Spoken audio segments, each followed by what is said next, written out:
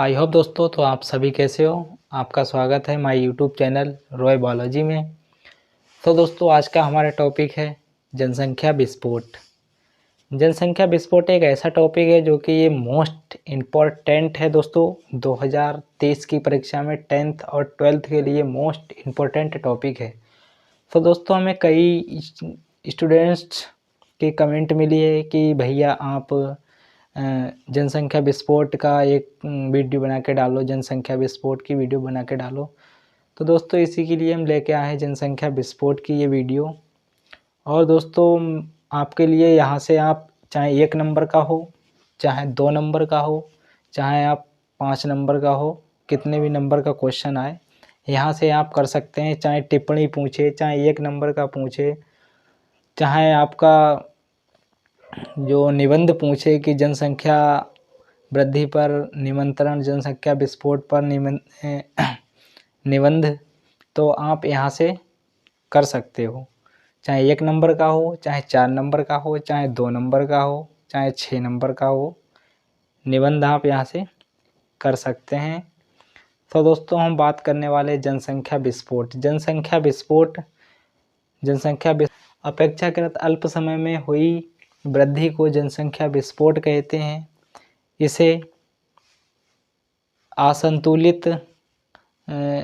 असंतुलित समस्याओं को यह जन्म देती है।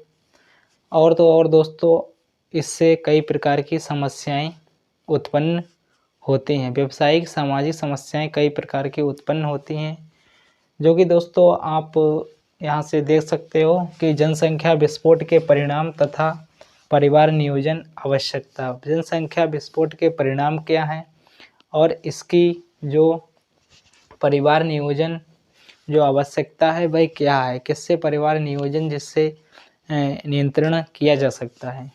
सो दोस्तों बात करते हैं अपने लोग अब जनसंख्या विस्फोट के मतलब अंदर जो टॉपिक हैं उनकी बात करते हैं। तो आप यहाँ से 1 नंबर, 2 नंबर या 4 नंबर के क्वेश्चन आप यहाँ से निकाल सकते हो। जैसे कि हम बात करते हैं खाद्य आपूर्ति की समस्या।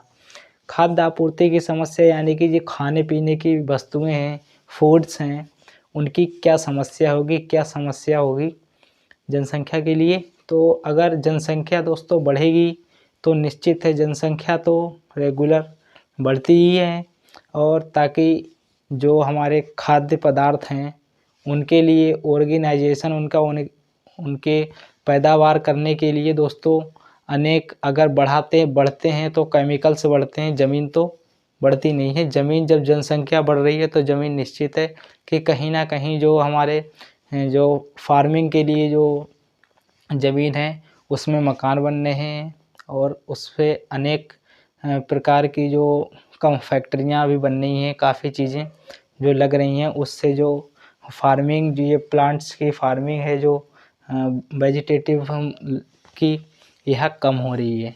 तो दोस्तों इसके जनसंख्या के अनुपात में जो फूड्स हैं, खाना है, खाद्य पदार्थ हैं, उनकी जो क्वांटिटी है वह कम होगी। यानी कि जो जनसंख्या वृद्धि के अनुपात में खाद्य पदार्थों की कमी होगी, और इससे कि बच्चे जो हैं वो कुपोषण का शिकार होंगे।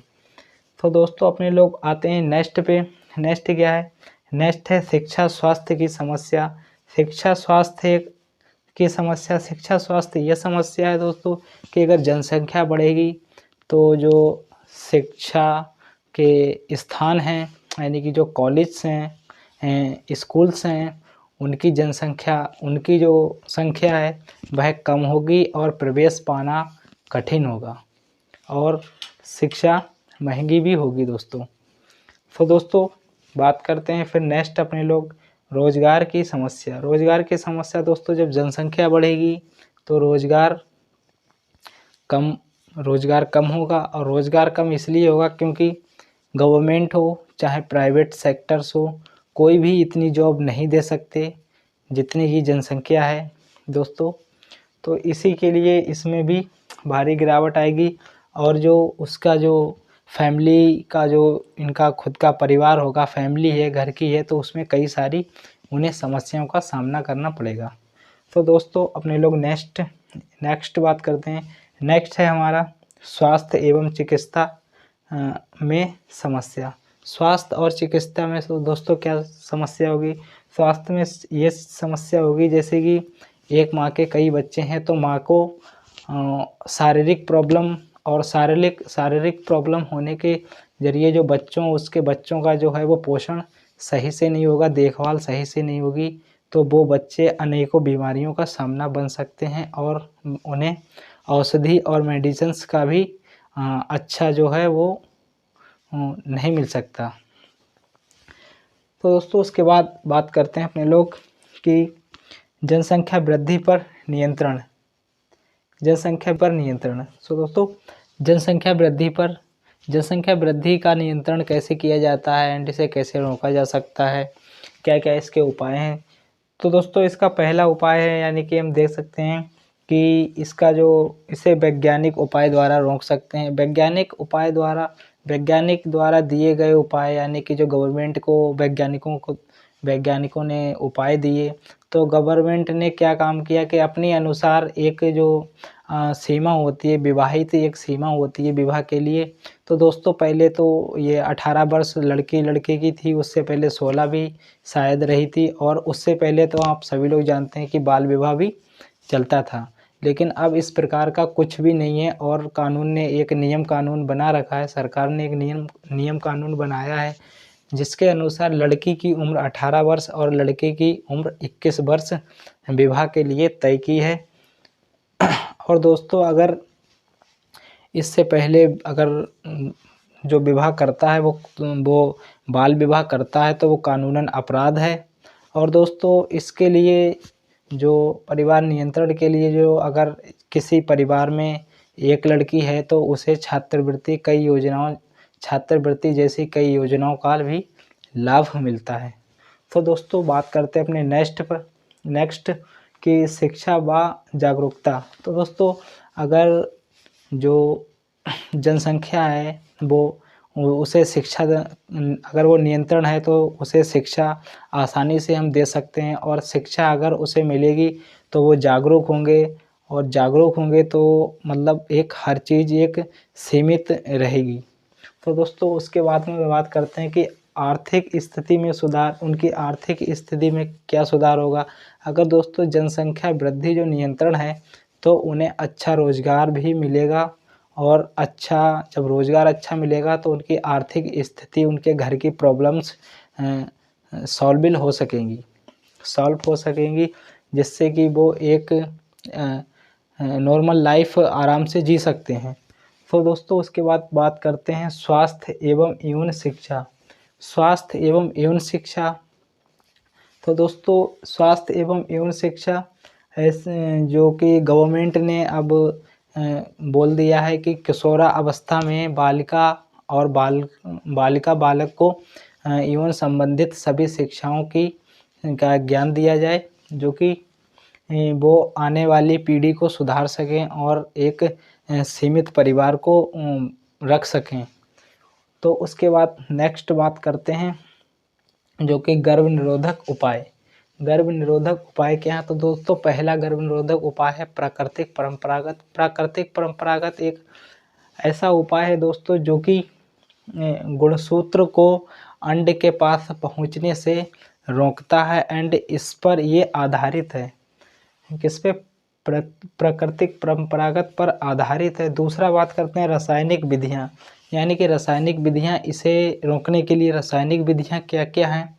तो रासायनिक विधियों में कई केमिकल्स और क्रीम पाउडर्स वगैरह इसमें इस्तेमाल किए जाते हैं, जो कि दोस्तों आपको नाम से ही लग रहा है। तो इसमें इनका मेडिसिन्स वगैरह का इस्तेमाल किया जाता है।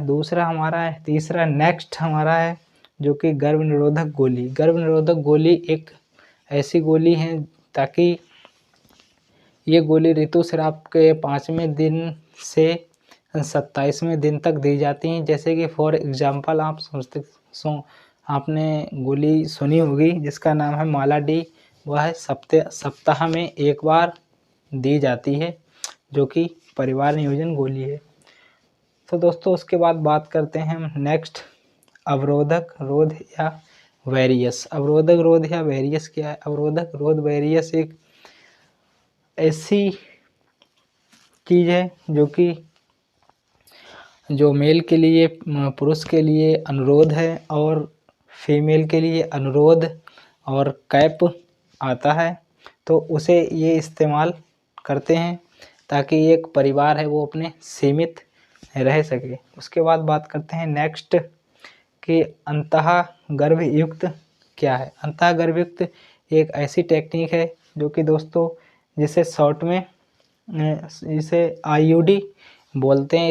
इसकी फुल फॉर्म इंट्रा यूटेरिन डिवाइस है और यह इंट्रा यूटेरिन डिवाइस डॉक्टर या नर्स के द्वारा जनन मार्ग के द्वारा दी जाती है। तो दोस्तों मिलते हैं अपनी नेक्स्ट वीडियो में, तब तक के लिए बाय बाय। और आपको अगर हमारी वीडियो पसंद आई है तो लाइक करें, शेयर करें, सब्सक्राइब एंड